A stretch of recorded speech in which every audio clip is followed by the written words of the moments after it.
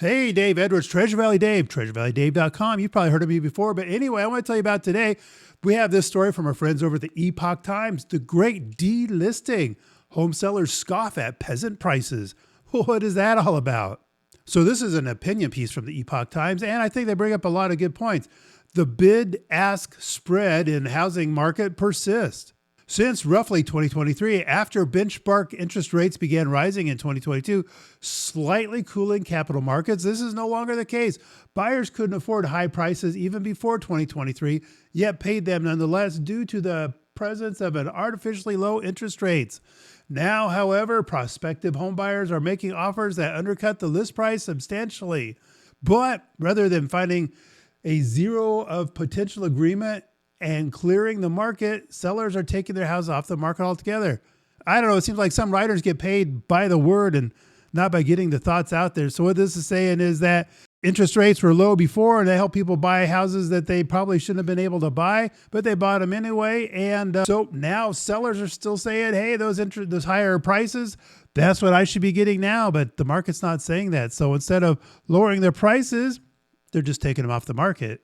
So this guy says it's still a seller's market out there. Clearly, there is no pressure for sellers to sell.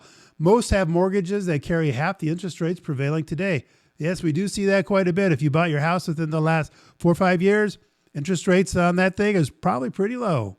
Most of them are also sitting on huge amounts of home equity built up over the course of the last several years as asset price inflation has raged.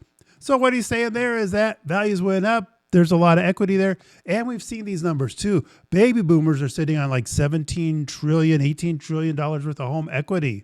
The article goes on. Most analysts have argued that the deluge of delisting indicates seller frustration, but this is misleading. Combine the previously described dynamic with the fact that median list prices have essentially stayed the same since 2023, and it's clear that sellers remain in control of the market.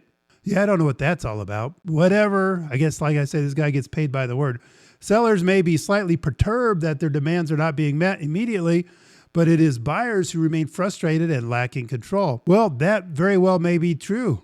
And while technically it still may be a seller's market, it's not as much of a seller's market as it used to be, and it's leaning more towards, not there yet, but leaning more towards a buyer's market. Don't believe the hype. Don't believe all the headlines. It's not all gloom and doom out there. Maybe someplace else, but right here in the Treasure Valley, we're not doing too bad. Hey, I hope you enjoyed that video. Go to www.treasurevalleydave.com for more great information.